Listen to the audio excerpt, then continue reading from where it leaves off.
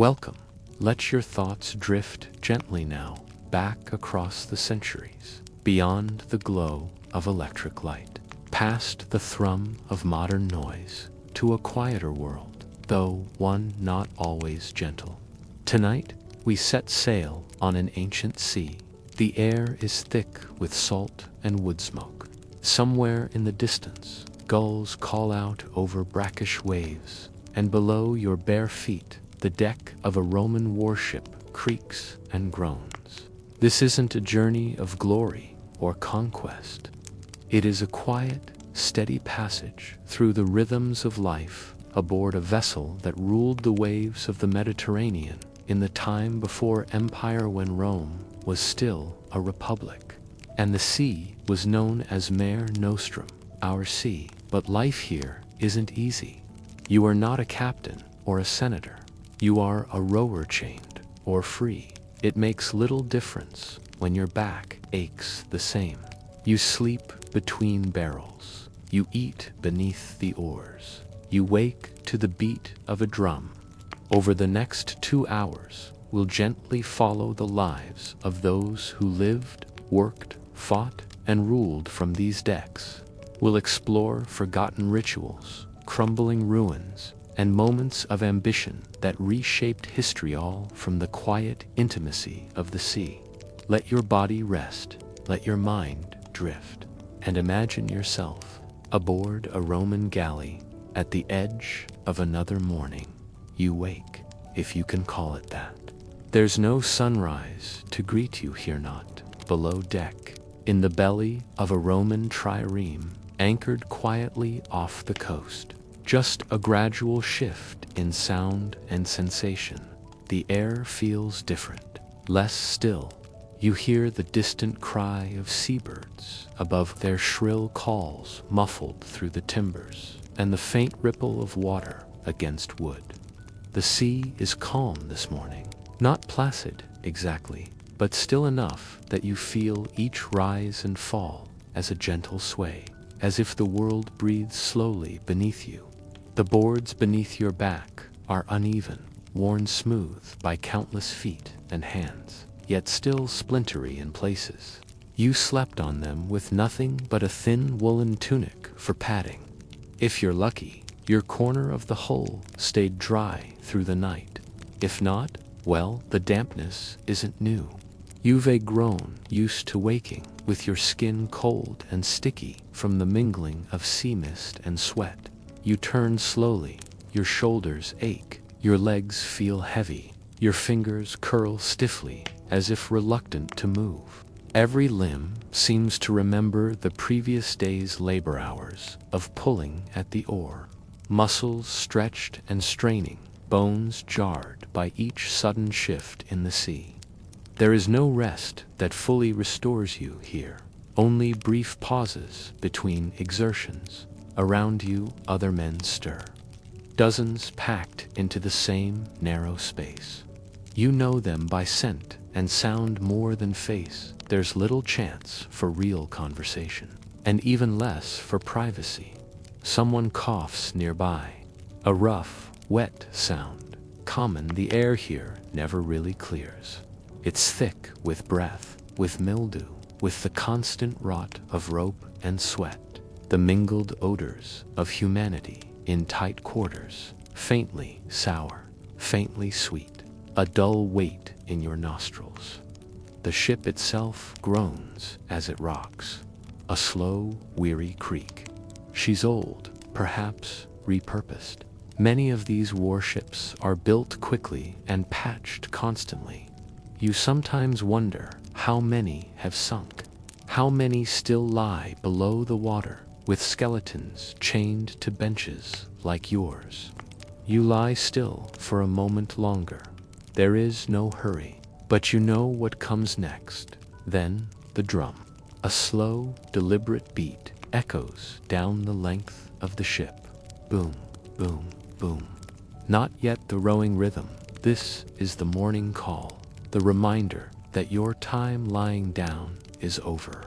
You swing your legs down and feel the floor with your toes. Cold, always cold in the mornings. no matter how hot the sun will be by noon. You reach for the leather strap that binds your tunic and tie it tighter around your waist. Beside you, another rower rises, muttering softly in a dialect you don't quite understand. Some men are citizens, others slaves. Many are prisoners condemned to this service. You've learned not to ask. If you're chained, the iron cuff at your ankle bites a little as you move. If you're not, you've learned to pretend you aren't, less likely to be singled out, less likely to be volunteered for other unpleasant tasks on shore.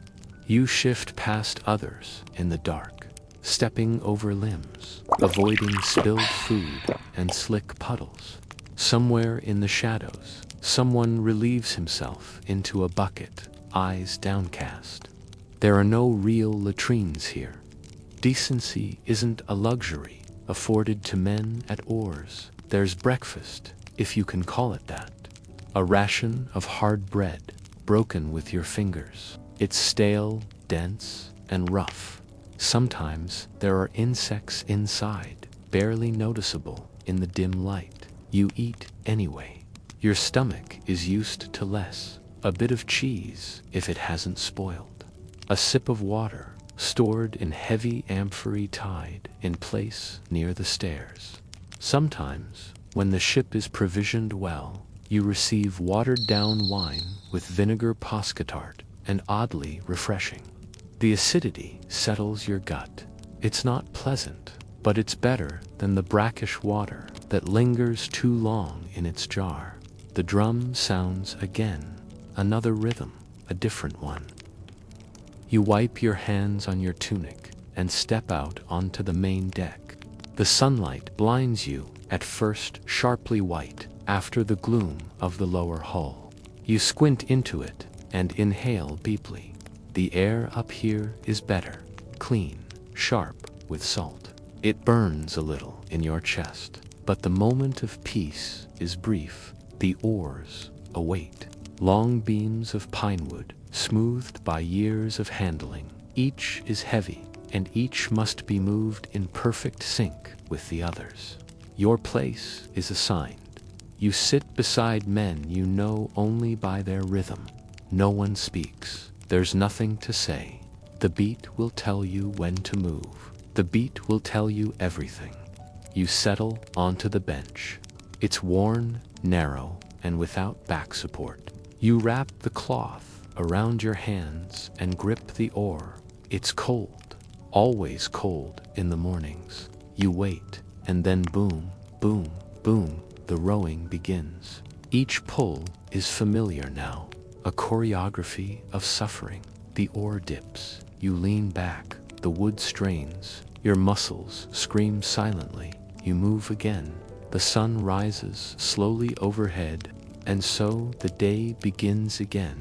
But for now, you are still safe in that quiet moment, just before the drum beat commands your limbs. Aboard this ship, time is measured not in hours, but in strokes, in breaths, in the creak of wood and the crash of waves against hull. Close your eyes for a moment. Feel the salt air. Let your body rest. The sea is wide, and the oars are waiting. The hours aboard a Roman warship are long, indistinct, and measured not by clock or calendar, but by muscle and breath. Once the oars are in motion, time loses its meaning. The sun climbs high, casting harsh light across the sea, but you rarely have the luxury of looking up. Your gaze remains low fixed on the water just beyond the edge of the ship, or on the rower in front of you, whose shoulders rise and fall in rhythm with your own. You pull again.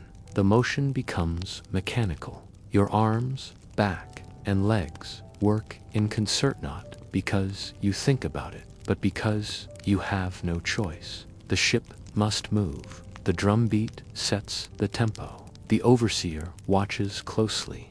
If you fall out of rhythm, you'll feel his presence before you hear his voice. a hand on your shoulder, a quiet reprimand. In worse cases, something more severe. The labor is not constant, not entirely. The ship slows at intervals. At those times, the oars are lifted, allowed to rest lightly on the surface of the sea. Your hands drop to your knees. You breathe. The air tastes of salt and oil and sweat. Your muscles twitch with the memory of motion, unsure whether the rest will last minutes or seconds. When marching armies tire, they stop. When farmers tire, they lie in their fields and wipe the dirt from their faces. But here, on the sea, exhaustion is not a pause, it's part of the rhythm. The ship does not wait for weakness. It moves because it must. The midday heat becomes oppressive. The timbers of the ship radiate warmth, as if the sun has soaked into the wood itself. The tar sealing the deck grows sticky. You shift uncomfortably on your bench. Your tunic clings to your back, wet with perspiration. There is no breeze, only the sound of gulls and the distant slap of waves. Occasionally, you hear voices above you, officers giving orders, men adjusting sails, the rustle of leather sandals across planks. These men do not row. They are trained for different tasks: navigation, strategy, maintenance of the hull. You exist to move the ship forward, nothing more. Your arms tremble now, blisters bloom and burst on your hands. You tighten your grip, and still you pull. Meals come irregularly. If the ship is anchored or moving slowly, a ration of grain or lentils might be handed down, sometimes dried figs. If the quartermaster is generous, water is distributed in measured sips. It is lukewarm and metallic, but you swallow gratefully. There is never enough. When storms approach, the routine becomes chaos. Imagine the first darkening of the sky, sudden, sharp, and without warning. The breeze stiffens, the waves rise. The ship begins to rock in earnest. The oarsmen are called to hold, then to brace. Commands are shouted. Sails are pulled down. Men scramble along the narrow walkways with ropes clenched between their teeth. Below deck, the darkness becomes near total. The single shaft of light from the hatchway flickers as the clouds thicken above.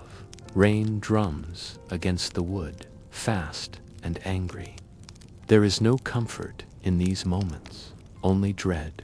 The sea becomes a living thing, heaving, growling, unpredictable. You hold onto your bench with trembling fingers. Some men pray. Others mutter curses or cling to the belief that the gods will protect them. And yet the ship survives most of the time. After the storm, the sea smells different, clean somehow, cleansed by violence. When repairs are needed, oarsmen may be conscripted to patch sails, bail water, or help reset rigging. Your hands are not trained for such work, but they are available. That is enough. When pirates appear, enemy ships, you are not idle. You may not fight unless pressed into it, but you move the ship. You move it toward danger under the orders of men who will stand behind shields while you remain exposed. Warships are made for speed, not safety. The rowing deck is open, vulnerable to missiles, to fire, to panic. You may hear the cry of "Ready the corvessa," boarding plank equipped with a vicious spike, meant to swing down onto the enemy deck and lock the ships together. If it lands true, a skirmish begins above, while you row below, trapped in a chamber of noise and motion. In those moments, the smell of fear is thick. The blood may not be yours, but you can still taste it in the air. There is nowhere to run, only your bench, and the hope that the ship will still be afloat at day's end. At night, if you're not underway, the routine shifts once more. the oars are stowed. Men curl into spaces beneath the benches or find corners between cargo crates. You rest your body where it fell, too sore to shift. The sea rocks you to sleep, or it doesn't. Some nights, you lie awake and stare upward, watching the stars move slowly across a sliver of sky framed by the beams above. It is strange how quickly the days blend, each one nearly identical to the last. The rhythm of the oars, the beat of the drum, the hunger in your stomach, and the ache in your back. But within the monotony, there is structure, and in the structure, a strange sort of peace. You are small upon this sea. You are one rower among many.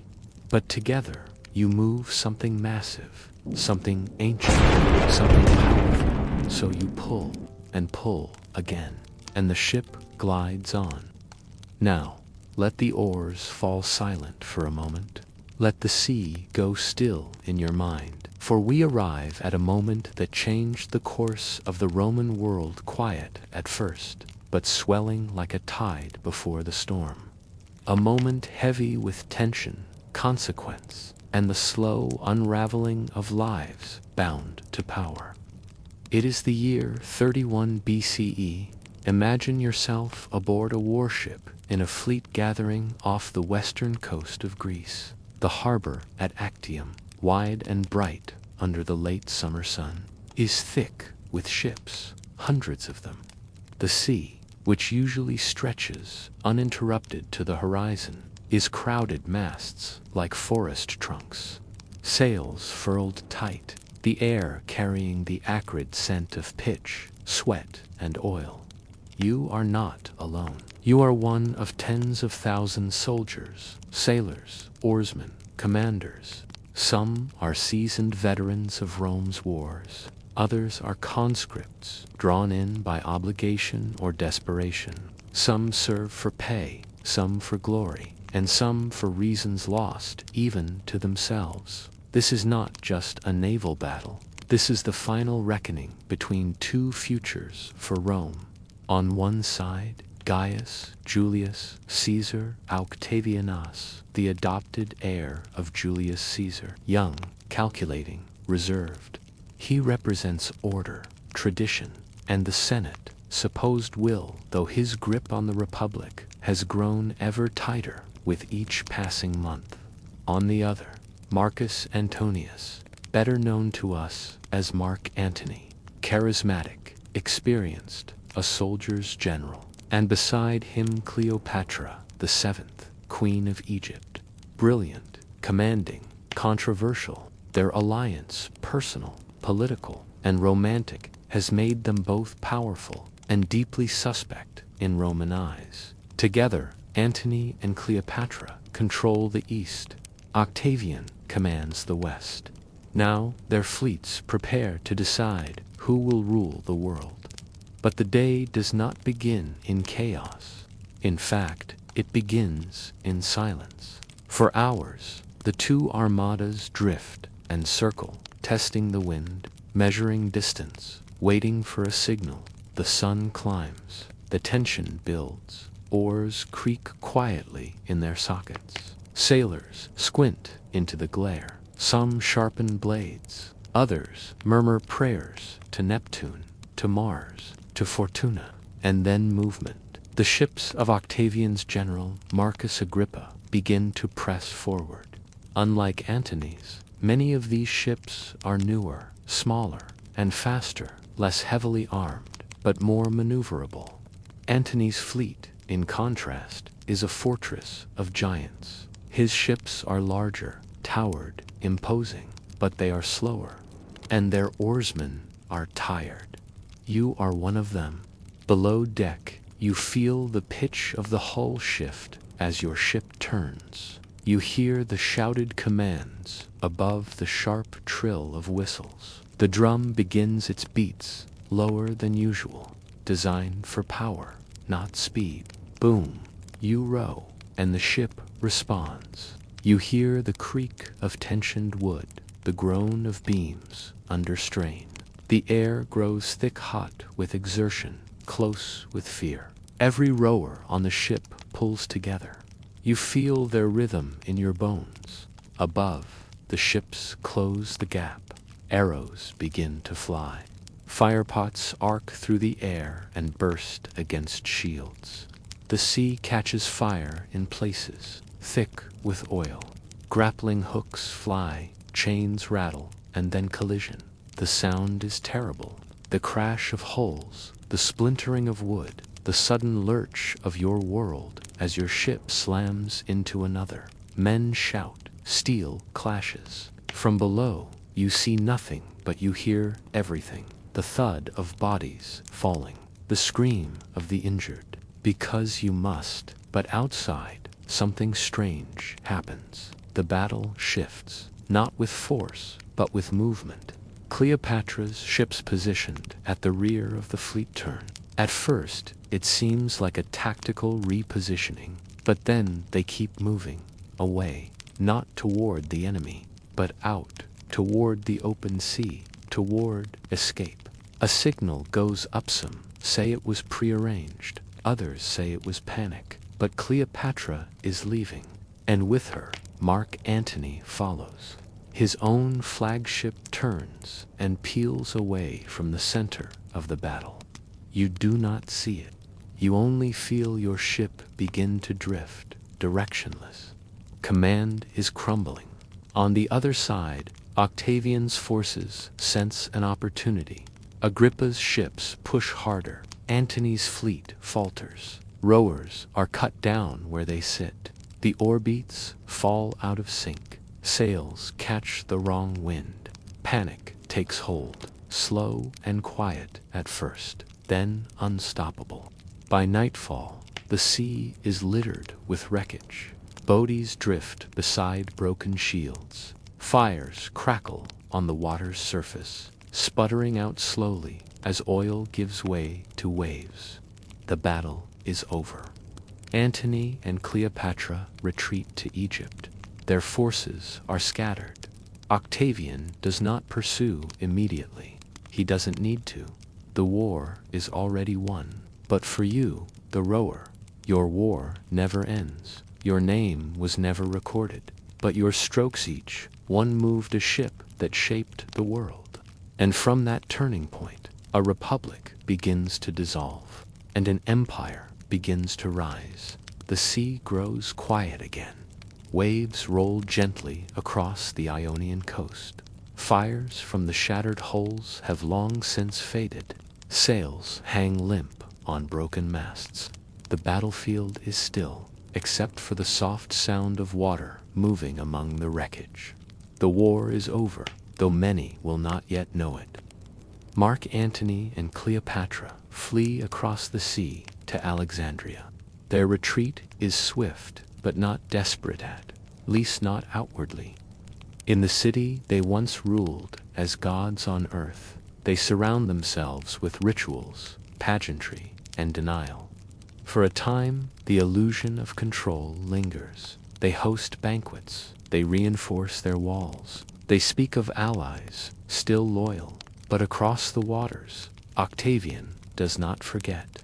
He does not rush. His victory at Actium has secured more than land or treasure. It has secured narrative. The propaganda flows easily now. Antony, once beloved, becomes a traitor, bewitched by an Eastern queen.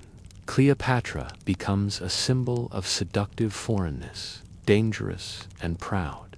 And Octavian, he becomes the savior of Rome. Slowly, he advances on Egypt. The year is now 30 BC. The tension in Alexandria tightens like a drawn bow.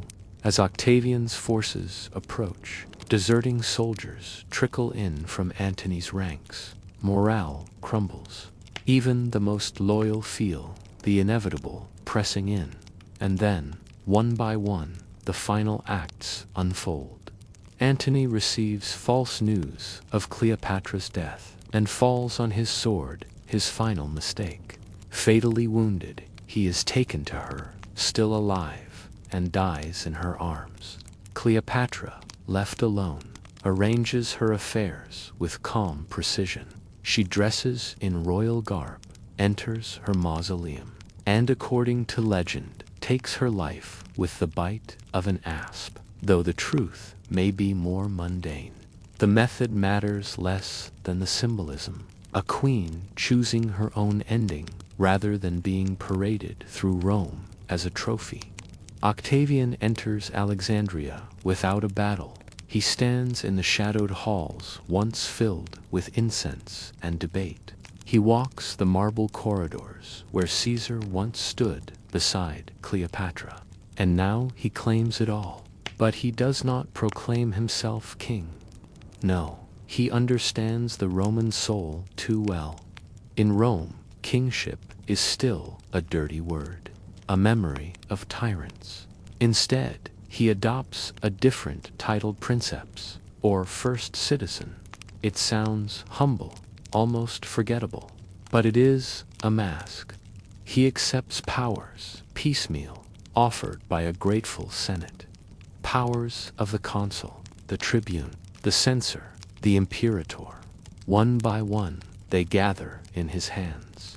In 27 BCE, the Republic still exists in name, but its soul has shifted. From now on, Rome will be ruled not by votes, but by the will of one man cloaked in tradition.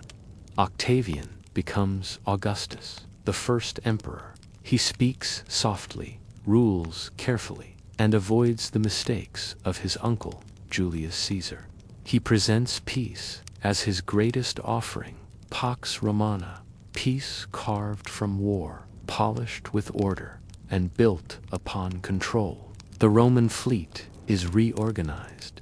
No longer makeshift vessels scrambled together for civil war, but permanent squadrons based in key ports. They protect trade routes, escort grain convoys, assert Rome's will.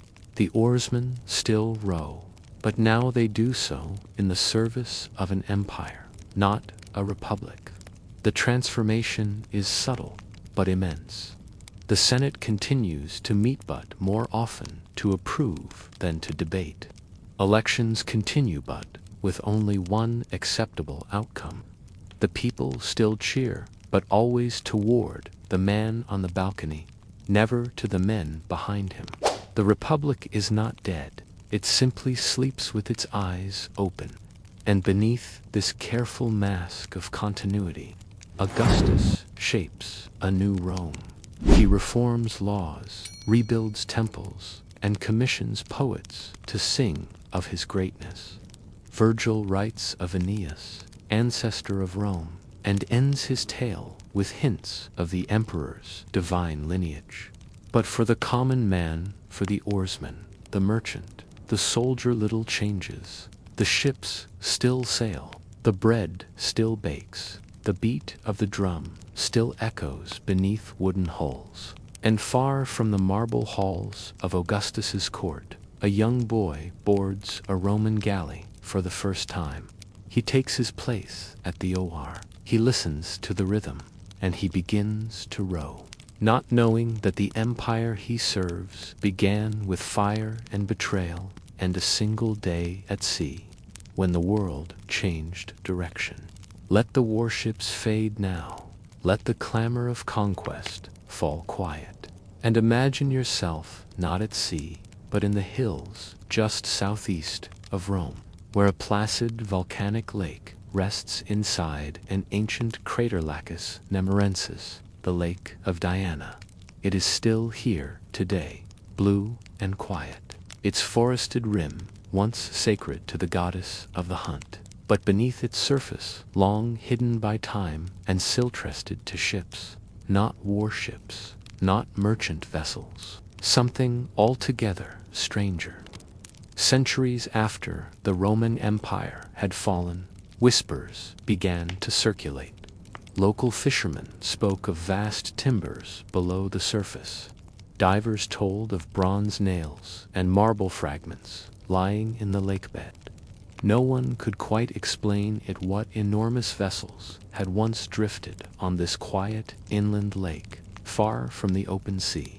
the mystery lingered until the early 20th century, when Italy decided to drain the lake. Using pumps and tunnels built through the crater wall, engineers slowly lowered the water level. Day by day, the blue waters receded, and at last, like a dream surfacing from darkness, the ships emerged. Not what they found shocked even the most seasoned archaeologists. These were not boats in any practical sense. They were floating palaces to massive vessels, the larger nearly 240 feet long, built not for travel, for war, but for display, for pleasure, for power, and most of all for a man whose tastes were as vast as his ego, Caligula, known to history as a mad emperor, remembered for cruelty. Caligula ruled briefly, but left deep impressions, none stranger than these ships. They were constructed in the 1st century CE, not for the ocean, but specifically for Lake Nemi. Some scholars believe one ship served as a floating temple to Diana, the other a lavish retreat, complete with gardens, marble mosaics, and plumbing systems more advanced than many buildings of the time. The woodwork was layered with precious metals, the hulls reinforced with lead, fittings of bronze, anchors of iron, even rotating statues and mechanisms for moving furniture. One vessel had a tiled floor with intricate patterns, black and white geometric designs, carefully laid by hand. It's hard to know exactly what Caligula intended. Was this religious devotion or self-worship, reverence for the gods, or an emperor's attempt to rival them? What we do know is this: no other Roman emperor ever attempted anything so bizarre, building floating mansions, installing luxuries that wouldn't be seen again for over 1,000 years, and doing so in complete isolation, a private lake, away from the eyes of the Senate or the city. The ships were never launched into open waters. They remained moored, visited by boat, tended by attendants. Their purpose wasn't transportation, but atmosphere and immersive environment designed to impress, to astonish, and perhaps to intimidate. For centuries after Caligula's death, the ships disappeared from record, likely scuttled on purpose, perhaps as part of damnatio memoria, formal erasure of a disgraced figure's memory. The lake claimed them, and they slept beneath the surface for nearly 2 millennia. When they were raised in the 1930s, their discovery was hailed as one of the greatest archaeological recoveries in Roman history. The hulls were preserved, cleaned, and housed in a specially built museum on the lake's edge. And then another tragedy. In 1944, during World War II, the museum was set ablaze. The wooden remnants of the ships were lost, consumed by fire. Whether the fire was accidental, the result of crossfire, or deliberate destruction remains unclear. But what had survived for 2,000 years beneath water was destroyed in a single night above ground.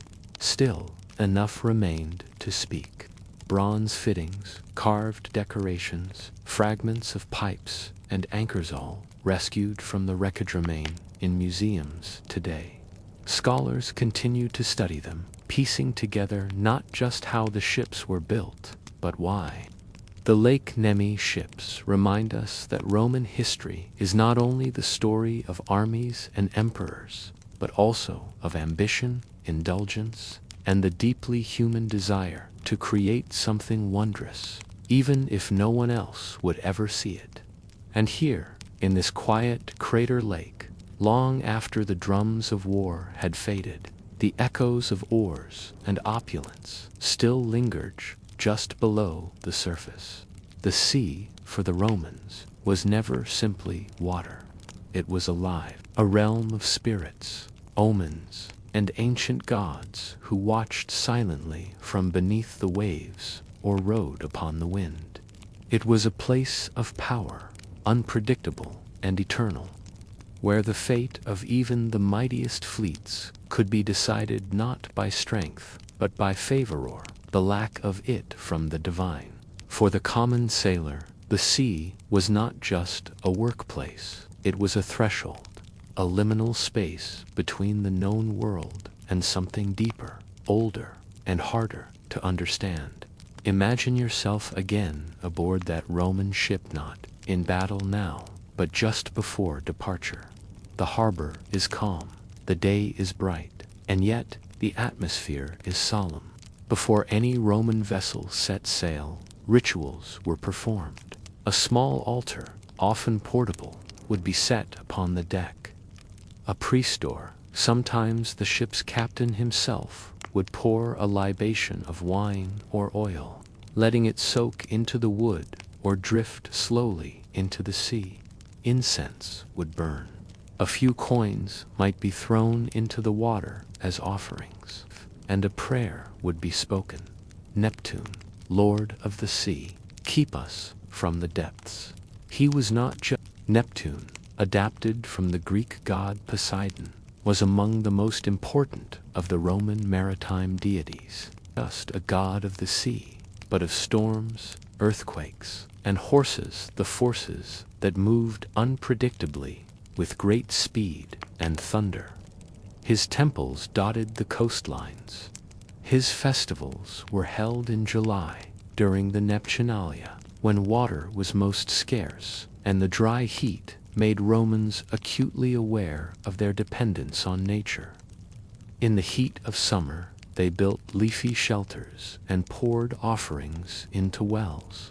But Neptune was not alone. There was Portunus, the protector of harbors and gateways; Salacia, goddess of the salt water and Neptune's consort; Tiberinus, guardian of the river Tiber; Venelia, goddess of winds and calm seas; countless lesser-known spirits, Chige, presiding over currents, tides, crossings, and shores. Roman seafarers often wore small charms or amulets to ward off bad luck. Fish carved from bone, miniature anchors, or shells with tiny inscriptions. Superstition was practical. If the sea grew angry, it was not a mechanical failure. It was a sign that something had gone unaverved, something unobserved. Omens were watched closely. A bird flying in the wrong direction, a sudden change in wind, an unusual dream the night before departure. Any of these could delay a voyage. And then there were the darker rituals, those reserved for moments of great danger. Before a major naval engagement, it was not uncommon for sacrifices to be made. Animals, usually oxen or pigs, were offered aboard or near the shore. Their entrails were examined for signs. Healthy organs meant divine favor. Imperfections meant trouble ahead. Some stories, whispered more than recorded, speak of human sacrifices, particularly in the earliest days of Roman expansion, or in moments of deep crisis. Prisoners, perhaps, or condemned criminals, cast into the sea to appease a god's fury. It is difficult to say how common these acts were, but their presence in Roman thought, mentioned in hushed lines of poetry or the margins of historians, suggests that beneath Rome, practical, ordered image, there lingered an ancient fear of the sea's hunger.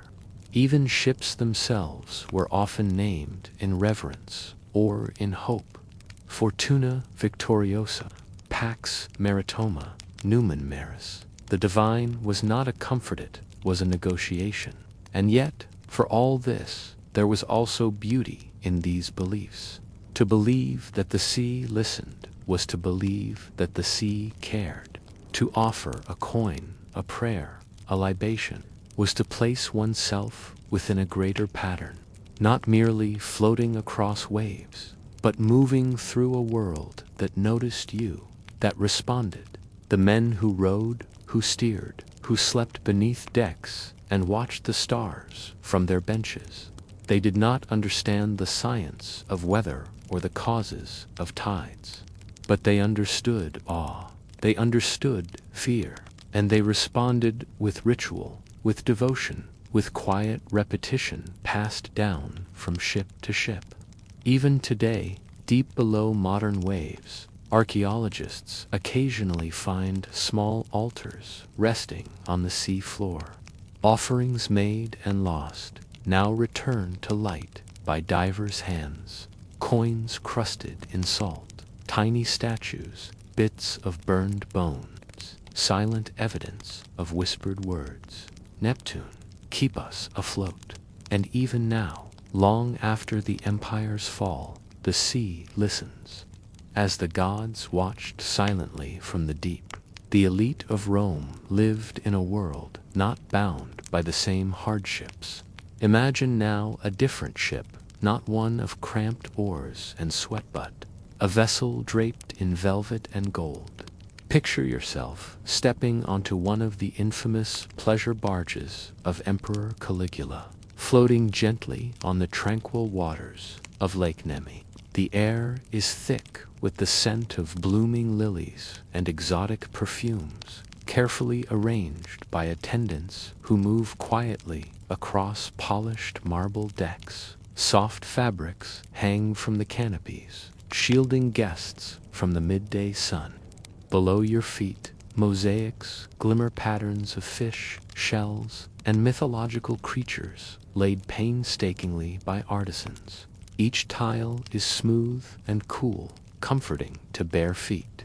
Gentle fountains bubble here and there, their waters tinkling softly, mingling with the faint laughter and the clink of fine glassware. The ship is immense, almost palace-like, vast enough to hold sprawling gardens, with trees grown in large pots, their leaves rustling softly in the breeze. Birds reel and mechanical add their calls to the symphony of quiet luxury. You walk through cabins lined with rich tapestries and gilded furniture. Beds are piled high with cushions stuffed with feathers, their silken sheets whispering against skin. Servants attend without intrusion, offering fruits, sweet honeyed wine, and delicacies sourced from the far reaches of the empire. The emperor himself is rumored to have indulged here not only in food and drink, but in spectacles that dazzled and sometimes disturbed. Banquets stretched for hours, with music, poetry, and theatrical performances staged against the backdrop of the serene lake. But luxury on Caligula's ships was more than comfort. It was a display, a statement of power and divine favor. Gold fittings gleamed on the oars, though they were rarely needed for rowing. The hull was reinforced with lead, not for battle, but to stabilize the ship and ensure its unhurried glide over the water. Marble statues of gods and emperors stood sentinel at the prow and stern, their features polished to reflect the sunlight, eyes forever watching. Despite this grandeur, there was a strange solitude to the floating palaces. Surrounded by servants and guests, the emperor remained isolated, his whims carried out, his desires indulged, yet his throne fragile. These ships were also political stages, where Caligula could entertain ambassadors, show off his wealth, and remind Rome that his power extended not only over land but water, and perhaps even the gods themselves. The pleasure barges of Lake Nemi stand in stark contrast to the cramped decks of the warships you once rode upon, where the rower felt the sting of salt, sweat, and sunburn. The emperor bathed in perfumed oils, where the common soldier felt the endless ache of muscle and bone. Caligula reclined on cushions embroidered with gold thread, where the oarsmen prayed for survival and a peaceful night. The emperor hosted revelries that could last until dawn.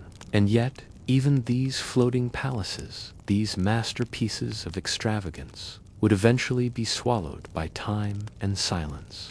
Like the oarsmen's ships, Caligula's barges would sink beneath the waters forgotten until the modern world remembered them again. As the sun sets over the waters where mighty ships once clashed, let us turn now from oars and sails to the silent, shadowed chambers where real power was forged. Naval strength in ancient Rome was never just about warfare. It was a tool of politics, influence, and control wielded with subtlety as sharp as any sword. Imagine yourself in the cool marble halls of Rome, far from the spray of the sea. Here, in lavish rooms lined with frescoes and columns, senators and generals speak in quiet tones. Their words are measured, their glances fleeting. Every alliance and betrayal weighed carefully like pieces on a chessboard. Octavian, now Augustus, understood this well. He did not merely conquer with ships and legions. He mastered the art of power behind the scenes. His close friend and admiral, Marcus Vipsanius Agrippa, commanded the fleet with brilliance and loyalty. Agrippa's victories at sea, especially at Actium, were as much about strategy and timing as about strength. But naval command was also a stage for rivalry. Cleopatra used her control of the Egyptian navy as political leverage, projecting power beyond her borders and influencing Roman affairs.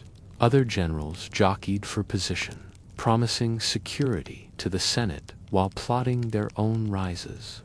Marriage alliances, often arranged in quiet rooms, cemented these connections. Wealth flowed into naval projects, rewarding those favored by the emperor or his court. Intrigue simmered beneath every banquet and council meeting.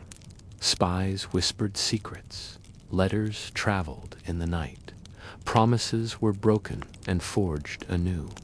Sometimes these games turned deadly.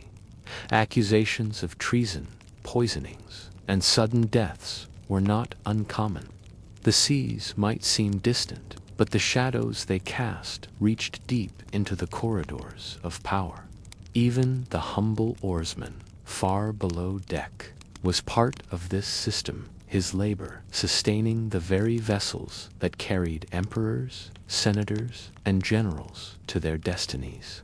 The Roman navy was more than wood and rope. It was a symbol, a mechanism of empire, and a stage for the endless play of ambition and control. As we close this journey, think of the silent oars that pulled the ship forward and the whispered words that shaped history, the clash of arms and the hush of intrigue, the waves upon which empires rose and fell. Thank you for joining this voyage through time and tide. And now the drums have gone silent. The salt has faded from your lips. The ache of the oar is only a memory. We have journeyed across many waters tonight, from the dark, creaking hulls of triremes to the soft cushions of floating palaces, from the battle-torn shores of Actium to the secret chambers of emperors and kings. You have seen the world through the eyes of those forgotten oarsmen, rising in the dark to cold decks and vinegar water, and those remembered commanders and queens whose choices shaped centuries. You've drifted over the still surface of Lake Nemi, beneath which ancient ships slumbered for 2,000 years, and you've stood in the quiet of candlelit halls where whispers carried more weight than swords. Through it all, the sea has been with us, constant, unfathomable, listening. It is easy now to forget the weight of empire, to let go of the chains of history, to breathe slower, deeper, as the past recedes like a tide, pulling gently away from the shore of your thoughts. The world you've glimpsed tonight was hard and heavy. It smelled of sweat and oil and smoke. It gleamed with gold and rang with ambition. But now it is distant. Now it is quiet. And here, In this moment, there is no need to row, no storms ahead,